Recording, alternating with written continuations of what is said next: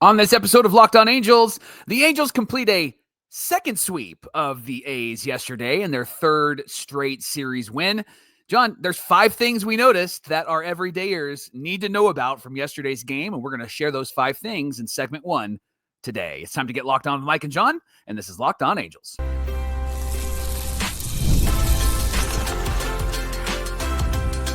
You are Locked On Angels, your daily Los Angeles Angels podcast. Part of the Locked On Podcast Network, your team every day. Thanks for making Locked On Angels your first listen of the day. You can find us anywhere you get your podcasts, including Apple Podcasts, Spotify, and SiriusXM by searching Locked On Angels. And if you'd like to get back to the Super Halo Bros for all the Super Halo content, here's some things that you can do. Leave us a rate and a review on Apple Podcast. If you're watching on YouTube, hit that thumbs up button. And if you're not subscribed already, please subscribe and become a Locked On Everydayer. And whether you're watching or listening, come over to YouTube, leave a comment. One of the best ways to get in touch with us and be a part of the conversation. And this episode of Locked On Angels is brought to you by FanDuel. Right now, new customers can get $200 in bonus bets when your first $5 bet wins. Thanks for being here for this episode of Locked On Angels, where it's your team every day. You've got the Frisch Brothers here with you, a.k.a. the Super Halo Bros. My name is John, and that's my brother Mike. And my name is Mike, and that's my brother John. It's our 4th season as a host of Locked On Angels, talking Angels baseball with you every single weekday, 5 days a week, Monday through Friday, however you want to slice it. On today's show, do we believe in this team? Oh gosh, remember that hashtag from like 4 years ago? We believe, and there was an awful season. Yep. We're going to share 5 reasons to believe and then ask if we believe. Also, is Zach Neto an AllStar? We'll share his numbers and discuss his case to make the AllStar team. But first, Mike, 5 takeaways from yesterday's game. The Angels met the A's in Anaheim. They took the win 6-5. They complete the sweep. By the way, and here we go, Mike. The Angels already swept the A's once, so I guess this second sweep is just too sweet. Love it. There Love you it. go. Hit us First with that takeaway. first one, yeah. Yeah, first takeaway. Kyle Hendricks pitched as expected. 6 innings, 7 hits, 3 runs, 2 of them earned, 1 walk, and 3 Ks. He gave the Angels a 1-run deficit in the top of the first and another run in the third, 1 more in the fourth. So 3-0 A's by the bottom of the fourth. And it was the 6th inning that the Angels got all of those runs back and then some. So once again, Kyle Hendricks did kind of what we expect him to do, right? Some sort of 5 to 6 inning start where he gives up 4 runs or less. And it's not a surprise either. There's not a shock about this. It's just enough to keep the Angels in the game, and he did that again yesterday. There's something to be said, Johnny, about Kyle Hendricks and his start saying, yep, we're going to need to at least score 4 runs in this game to support Kyle Hendricks. But we also know that Kyle Hendricks isn't going to blow up in this game. He's somebody that we can be confident is going to eat some innings for us. He did get a win yesterday, moved to 4-6 on the season. John, I love this tweet from Ryan Falla of Angels Win. He said, Kyle Hendricks, 2 blow-up starts removed to cut the outliers. His ERA then is 4.08. Hendricks, 2 blow-up starts and 2 best starts removed, and his ERA is 4.60. The average ERA for a number 5 starter in baseball, according to Ryan's calculations, 5.01, which means that Hendricks is a above average 5th starter for the Angels, all things considered. Yeah, and when you consider that Jose Suarez is not your 5th starter, then I'll take Kyle Hendricks coming out and giving up 3 to 4 runs and maybe 6 innings every time, because again, you go in expecting that. And so I'm sure the team is like, all right, we got to pick him up today. We got to score some runs. And it's consistent, Mike. It's not consistently inconsistent. It's, you know what you're going to get. Over the last couple of years, we never knew what we'd get from Sandy. We never knew what we'd get from the old version of Detmers. We'll talk about that in a second. And then we never knew what we'd get from somebody like Griffin Canning, who has the ability to do what he's doing with the Mets right now, but also blow up, just like he's done 3 times with the Mets right now. So it's nice to have some consistency. It's not great, but it's enough to get you the win. And I like that Kyle Hendricks got the win yesterday. Yeah. Takeaway number 2, Johnny. Angels got 6 runs in the 6th inning. It was all the runs that they needed to get in this game. JP Sears held the Angels to 5 scoreless innings. He looked really good out there. And then in the 6th inning, Kevin Newman got it started with a single.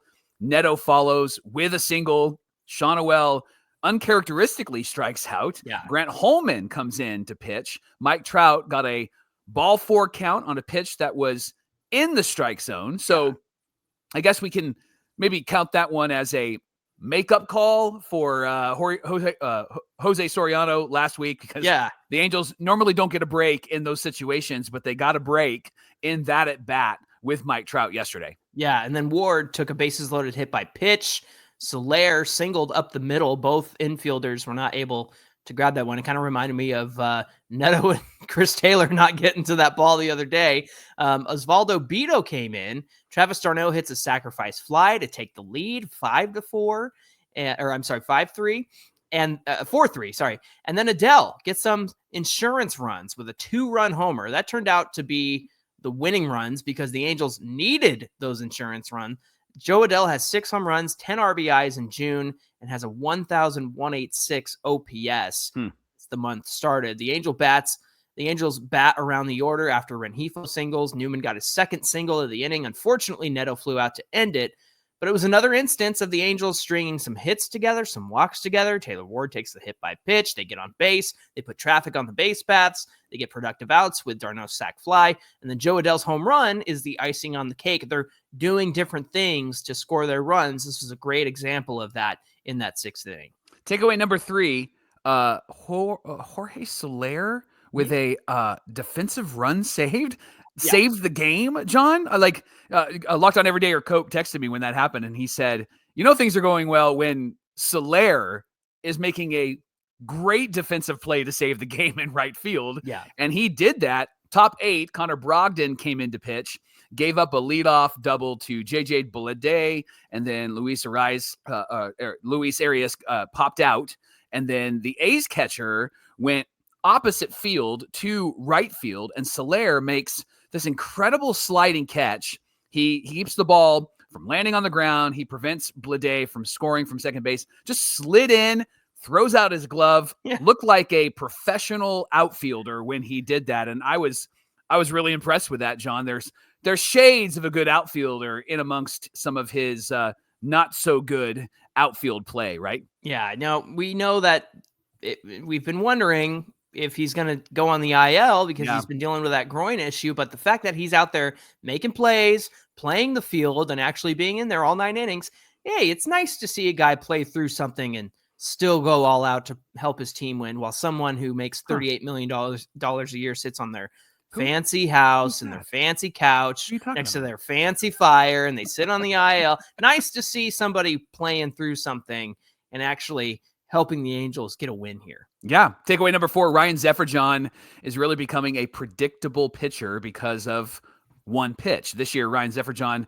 started learning to rely on the cutter, but he's not Kenley Jansen. And there's a big difference between the two, but rather building an at-bat off of his 4-seam fastball, he's playing that 4-seam off the cutter. Mm-hmm. And in this game, he began every at-bat with the cutter, except for one at-bat. And that one at-bat was versus Lawrence Butler. He threw 2 actually 4-seam fastballs for strikes, and he got him to ground out on the cutter. But the rest, John, a strikeout looking that ended with a 4-seam, a walk, a Brent Rooker 2-run home run on the first pitch. That was a cutter. Mm-hmm. And then a single from Soderstrom to end Zephyr-John's day. And again, it all began with a cutter, and he tried to end it with the 4-seam, but he put it right down the middle of the plate. Yeah, I think he's pitching in reverse, Mike. I think you got to play everything else off that 4-seam fastball. Start with that. Start with 100, right? And then make them work for it. Takeaway number 5, Mike. I love this. We have officially a confident Reid Detmers. Yeah. He got the save opportunity in the 9th, his 2nd one of the season. He got Lawrence Butler to K on 3 pitches. He got Brent Rooker to fly out on 2 pitches. He attacked the zone, threw a curveball for a strike. Then he flew a fastball at the top of the zone. Rooker swung under it, which is how he flew out. Then he got Soderstrom to strike out looking to end it. It was 2 curves that were each called for a ball, so he's down 2-0. Then he throws 3 sliders, each one for a strike. The last one was the most beautifully placed, Mm-hmm. perfectly placed, down and away, hits the corner of the zone on the black, as they say. He painted it with that slider. Now we bring up Detmers, the way he got those 3 outs in detail, because it was a clear departure from the guy we've seen in the past. He attacked the zone. He pitched aggressively. He trusted his stuff. Even when he fell behind in the count, he got right back into it. Ron Washington said after the game, I believe that when Detmers gets back in the starting rotation, he's going to be a monster. He's learned a lot. Mike, did the Angels finally get through to Reid Detmers? Is he out of his head and finally confident on the mound? Did his mentality change by coming out of the pen? What do you say? The Angels are going to look like they haven't looked before with Reid Detmers if something has changed, and that is brilliant because Reid has really struggled in big moments. He's had really big games, and he's pitched really well occasionally. But now we've seen this guy in the last few outings, last month, really. Yeah. He has been so good on that mound. It's like 10 games, 11 games, something like that. It's been incredible. In fact, I saw a great tweet yesterday from someone who said, is this the Angels version of Billy Wagner? Like, is he going to be that good, right? And I think the answer is he's probably not going to be a bullpen guy. He'll be in the starting rotation. But there is something to be said about this strategy with Reid, and I don't know if they had that much forethought because remember, we didn't think that far ahead. I think that this strategy has really helped Reid to understand the level of the moment, to understand what he needs to do in the moment, right? I think he got overwhelmed a lot in that moment. I think he tried to overthrow pitches in his big moments. And what he's learning now, especially being at the back end of this bullpen and getting now his second save, is he's learning, oh, this pitch works now. Oh, this pitch works later, right?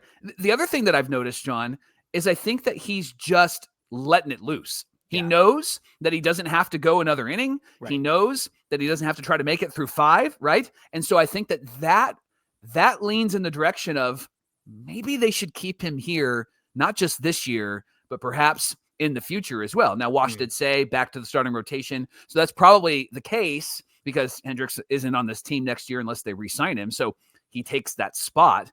But I think that what we have in Reid Detmers is a shift of mentality, but we also have somebody who goes, I'm going to kind of pull a Shohei here and throw a 100-mile-an-hour fastball because I know that I don't have to go another inning. I know that I don't have to come back out here. And why not just let loose and use all of my good pitches so that I can get this guy out and help the team out? Yeah, he's really met the moment out of the bullpen.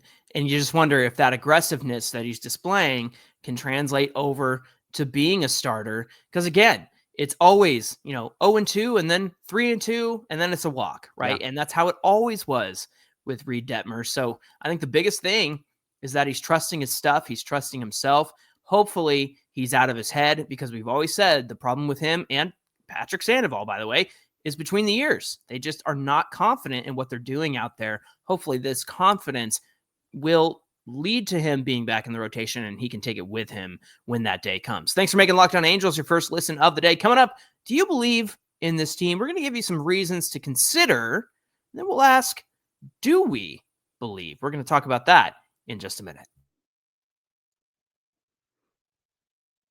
How about those NBA finals, huh? Indiana got a victory at home last night. They're now up 2-1 in the finals. And even if you don't care who's in the finals and your favorite team isn't in the finals, FanDuel is making it easy for you to get involved in the game before tip-off and even live during the game with player props, performance trends, and same-game parlays. Fans have more ways to get involved, be smart, and win big. With FanDuel, you get to decide which players are going to show up for those big moments, and you get to track the trends to help you build towards your next bet. FanDuel will help you combine live prop bets mid-game based on how the action unfolds and maybe how you're feeling as well, because you're smart. You're a smart bettor, and they're going to help you out. And if you got a read on a player, maybe they're heating up, you can put it all together with the same game parlay. All this and more can happen on FanDuel. And if you're new to FanDuel, perfect time to sign up. Head to FanDuel.com, place a $5 bet. You're going to get $200 in bonus bets guaranteed. Make every moment more with FanDuel, the official sports betting partner of the NBA. This is the Locked On Podcast Network, where it's your team every day. Thanks for making Locked On Angels your first listen of the day. Well, it feels good to have that sweep in our back pocket. The Angels have won 3 straight series in a row. Mike, we like to say it, win series, not win streaks, right? That's what we want. So we're asking the question, do you believe? What would cause you to believe in this Halos team? This is something we've discussed previously. We phrased it as, can we buy in? And that was after their 8-5 start. Yeah. But now we want to talk about, can you believe in this team? Well, here's some indicators that they are getting better and that you could start believing. First is their record in one-run games. Angels are 13-5 in those games. They're the best team in baseball in one-run games. The second thing is their road record. They're 500 on the road. They came home 18-18 on the road. And then third, their record against the AL West. They're 10-8 against the West this season. Now, that involves all 7 of these A's games that they've played so far. But they got to win against Texas. They got to win against Houston. So it's important to remember that when they played the Rangers and the Astros, they were not quite this team. They were going through it at that point. So those are some indications there. What about the fourth one, Mike? Yeah, lots of home games left to be played for the Angels. They have 50 home games left, including a long homestand that is at the end of the month, this month, and also at the end of July and the beginning of August. And then last, the Angels have won as many series as they've lost. They've won 11 series. They've lost 11 series. So that's a good sign that they're getting better. But John, we're not just going to throw you all of this positivity. We're not going to throw you, hey, you should start believing. That's not what this segment is about. This segment is the question, would you consider start believing? So before you answer that question and before you let loose in the comments, let's talk about some reasons why, Johnny, it's okay to not believe quite yet. Yeah. Talk about reason number 1. They're still under 500 and they got to work their way back. Last time they did, it felt like, all right, we did it. Now what? And then they dropped 5 straight. So we don't want to see that again once they're back to 500. The second thing, Mike, their record versus teams over 500 is 17-20. So they have just not risen to the occasion when it comes to those better teams across the league. Third thing is they're under 500, I should say, at home. And that's been a big issue. Now they've padded that up. And maybe they'll get back to 500 at home, but you got to be above 500 at home. You can't have a losing record at home, especially when you have the home field advantage. You get the bottom of the 9th inning, right? You get the chance to walk it off in the 9th, or maybe if it's extras, the 10th, the 11th, and you're just more comfortable at home. So there's no reason for these guys to be struggling as much as they have at home. The fourth thing is they've been very, very streaky. What's that guy in Mr. Deeds? Very, very streaky. Very sneaky. Yeah. Very sneaky. Very streaky. Yeah. Let me change your socks. Yeah. They've been very streaky so far this season. We talked about it. 2 weeks on, a month off, 2 more weeks on, about 5 games off. And now they are, they've won those 3 series in a row. So it's been very back and forth. We got some whiplash. I got to see my chiropractor because my neck hurts from all this whiplash. Last thing is, Mike, again, we mentioned it. Yeah, they're 7-0 against the A's, but they're 3-8 against everyone else in the AL West. Now, it did feel good to get that series win against the Mariners, but the series is split so far. It's 3-3 between the Angels and the Mariners they got 2 and the Mariners got 2, and now it's 2-3 against the Mariners. I forgot it was a short series. That first one they played up in Seattle. But again, 2-3 against the Mariners after dropping the first 2 and then losing that game on Sunday. So again, 7-0 against the A's, which you should be, and that's a good thing. You should be 7-0 against them, but 3-8 against everybody else. Yeah. So big question, everydayers. Do you believe? And I'll ask you, Johnny, do you believe? And if you do, why? And if not, what would cause you to begin to believe? What would the Angels need to do?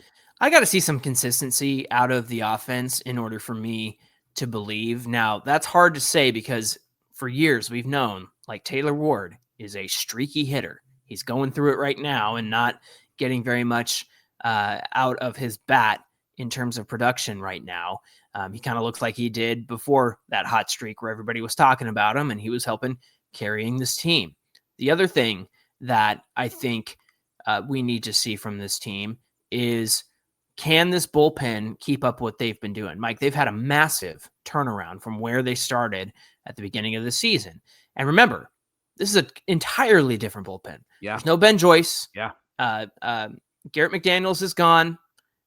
We sent down Ryan Johnson down to high A, and we've lost Ben Joyce. We've had to replace a lot of guys in this bullpen. Ian Anderson is gone, right? He was our Jose Suarez. We haven't had to use a Jose Suarez, Ian Anderson type in a long time, which that's a very good thing. So I think I gave you a reason in terms of consistency to not believe, and that's the offensive side. But when I see like how this bullpen has turned things around, and again, it's an entirely different bullpen outside of Zephren and Kenley Jansen, right? They have turned things around. They look so much better. I think that's going to go a long way for them. So you guys know me. I said that they can sneak into the playoffs before the season started, and I still stand by that.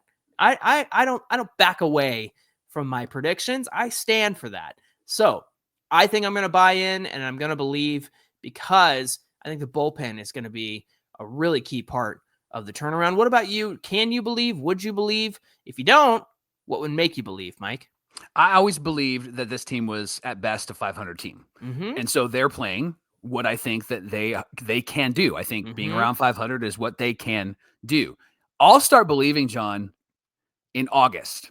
And what I mean by that is good teams separate themselves from the bad teams, and good teams separate themselves from the 500 mark in August. And the Angels have not been good in August. They've fallen apart. Injuries have really been a detriment to this team in August. Remember, when they went for it with Shohei on this team, made the trades, Lucas Giolito and everybody else, they were 4 games over 500, 55 and 51. They played Atlanta. They won the first game, and then they got smoked by Atlanta, and then they lost a bunch of series in a row. Yeah. Before you knew it, they found themselves 10 to 15 games under 500 by the end of the season. So I would love to see what they do in August. But the thing that will get me to start going, okay, maybe there's something happening here, is if they continue to win 2 out of 3. I don't care if they put a bunch of wins together, John. If they continue to win 2 out of 3, I will be in the category of, they might have something here. Here's where I'm concerned. We get close to the trade deadline, and they are at 500 or close to 500, but they're only kind of where they're at right now. 3 to 4 games out of the wild card, 3 to 4 games out of the West. If they go and make some trades to make this team better, man, do not trade what you have in the minor leagues have really been the guys that we've been looking forward to. Yeah. Because I just don't think that would be smart at all. No. Don't go get a starting pitcher and give up Caden Dana, Sam Altaguiri, and George Clausen, right? Like, don't do that. Don't trade Nelson Rada. Don't do that. Don't trade Christian Moore. Don't do that, right? If they can go and make some moves without getting rid of some of their top guys, I'm okay with that. I think I'd be okay with like a Denzer Guzman going somewhere, but depending on what we get back, because Denzer's been around for a bit, and I think the younger guys that have come in recently that Perry's made trades for and drafted, I would rather see those guys than anybody else. But bottom line is, if this team is close, man, they have to be really smart about what they do. My gut says that the best moves for this team, if they're really close at the trade deadline, is to just really fill that bullpen with guys that are strong and consistent and can carry the ball if your starting pitchers cannot. Now, does that mean that it will help the Angels get to the playoffs? Probably not, right? But don't go and make wild trades thinking that you're going to win the World Series and then find yourself getting rid of really good guys for the future because you're trying to go for it right now. Because again, this team is 500 at best, in my opinion. And to use your words, they could sneak into the playoffs. A team that sneaks into the playoffs doesn't win. No.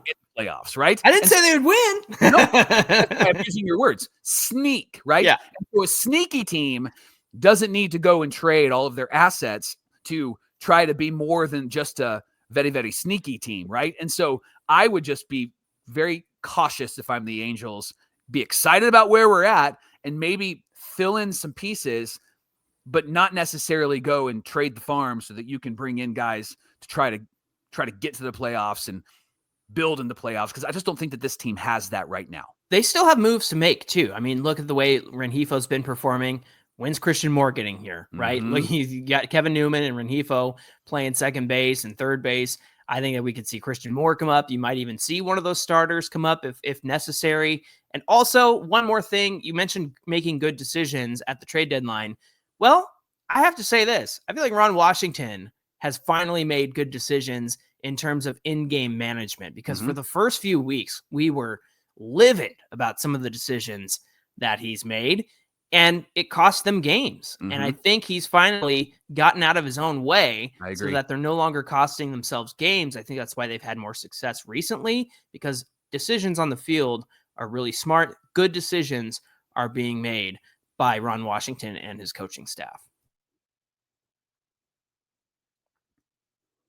The Gametime app is the simplest and easiest way to grab tickets, even last-minute tickets, without all the stress. It's going to give you money to save so that you can spend it on maybe the food when you get there. You walk by Kathy's Cookies at Angel Stadium, and you're like, I got money for that. I'm going to go and get some Kathy's Cookies. And there's nothing like a baseball game with Kathy's Cookies at Angel Stadium. Gametime makes buying tickets fast, simple. Prices on the app, they drop the closer you get to first pitch. So peruse that app as you're looking for tickets the next time the Angels come home. They've got last-minute incredible deals, and they have the lowest price guaranteed. Gametime is the official ticketing partner of Locked On MLB and Locked On Angels, so let them help you out next time that you're going to a game, especially if you're going to go see the Angels. Download the app today, create an account, use our promo code LOCKEDONMLB for $20 off your first purchase. Again, create an account, use our promo code LOCKEDONMLB for $20 off your first purchase. Download Gametime today. Last-minute tickets, lowest prices, guaranteed. Mike, is Zach Neto all-star worthy? Well, a lot of fans definitely believe that he is, but he himself didn't say yes or no, but he did admit that getting to be an all-star would be an honor and give him some personal satisfaction. He said it would mean a lot, but I still got a lot of work to do to hopefully achieve it. So what work does Neto need to do? Well, here's what he had to say. He said, just trying to stay where my feet are and then keep playing my game. If it happens, it happens. If it doesn't, then I know I got a little more work to do to try harder and try to make it. But Wash believes that Neto can make it happen. He said, I think that has a lot to do with his work ethic, his attitude, and his commitment to this organization and to his teammates. If you saw him in spring training, you'd seen how committed he was, even though he wasn't able to participate in the activities we were doing. And he did all that since February to get to this point. And that's the reason why he is where he is today. Let's take a look at his numbers, Johnny, because the numbers are pretty impressive. So far this season, he's slashing .281, has a .318 on base percentage and an .821 OPS, 10 home runs, 26 RBIs, 38 runs scored in 49 games. Neto doesn't walk a lot, only 9 in 199 at-bats. Now, Neto makes up for that in other areas, especially in hitting with runners in scoring position, which the Angels are a whole lot better at this season than they have been in years past. Neto's had 33 at-bats with runners in scoring position. John, he's slashing .364, a .421 on base percentage, a .727 slugging, and 1,148 OPS, 2 home runs, 18 RBIs. He's also been really productive in the first inning, hasn't he? Yeah, in the first inning, he's slashing .349 with a .364 on base, a .744 slugging, and a 1.108 OPS with 5 leadoff home runs. The key to his success at the plate is getting ahead in the count, because here's the numbers. When he's ahead, he's got a .311 batting average, a .400 on base, .590 slugging, a .990 OPS. But when he's behind in the count, he's got a .242 average, 250 on base, 339 slugging, and a 589 OPS. Mike, the big question here is, what does Neto have to do to make the All-Star team? Is he the guy who's going to rep the Angels? Because every team gets one, but it'd be really great to see him voted in. Now, in terms of other names that might go before him, not on the Angel level, but at the fan voting level, I think he's got to deal with Bobby Witt Jr. I think that he's a lock for the American League shortstop position. However, to have him up toward the top in votes, I think would be a really great thing. He's also got to deal with Corey Seager, who's, been hurt part of the season, but we've seen Trout get in, and he's been hurt parts of seasons that he's even got in as well. But Mike, do you think Neto is the guy who's going to rep the Angels at the All-Star game?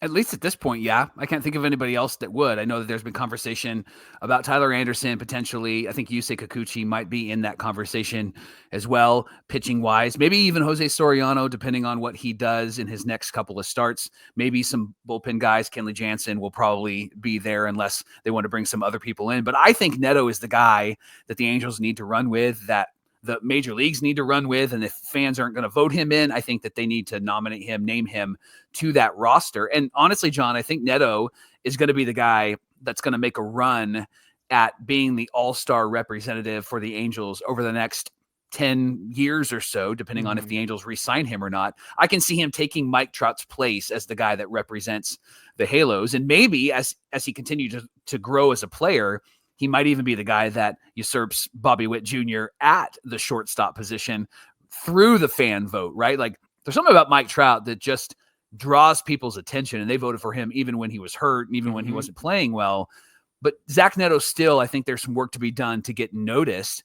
But I do think, and shortstop's hard, right? But I do think that if he continues to play the way that he's playing, and if the Angels are good, I think that he could be somebody that not only gets put on the team, but maybe perhaps in years in the future is a guy that gets elected to the All-Star team at the shortstop position. Yeah, and if this Angel team is going to be good in the future and get eyes on them, Zach Neto is going to be the core of that, right? It's going to be Shawnuel. It's going to be Ohapi. Ooh, maybe Shawnuel gets a nod too. I know that he wouldn't be the first base representative in the American League, but he might get the Angels nod. So that's also something to consider. But again, Mike, you mentioned him getting noticed. I think right now, everybody knows who Bobby Witt Jr. is. I think people are starting to notice who Zach Neto is. I think it's really going to come down to this. It's going to come down to highlights, defensively, offensively. It's going to come to promotion. We're going to do our part to make sure that people notice Zach Neto out there. Of course, we always try to highlight all the good things that these players do. But again, I think it's going to take that. It's going to take some, Sports Center clips. Well, if ESPN is still doing baseball clips on Sports Center, but all that to say, I think it's going to take some highlights. It's going to take some promotion. It's got to take some really incredible plays from Zach Neto defensively, which we know that he can do. He's capable of doing, and he's got to continue to put up the numbers that he's been putting up so far in 2025. Hashtag notice Neto. How about that? Hey, there we go. Let's do that. Thanks for making Locked On Angels your first listen of the day. Now for your second listen, check out Locked On MLB Game Night, every game, every night, all season long. You can find Game Night on the Locked On MLB YouTube channel or wherever you get your podcasts. Hey, be sure you give us a follow at Locked On Angels on Twitter, at Super Halo Bros on Twitter and Instagram. Whether you're watching or listening, come on over to YouTube.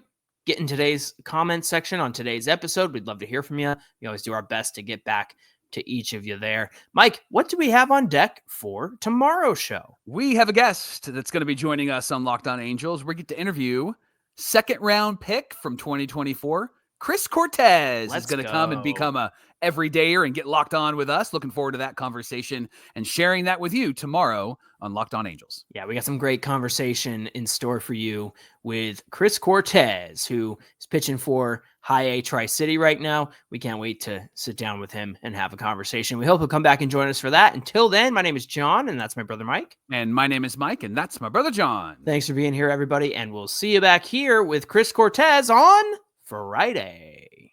Notice Neto. Neto now. Neto Nation.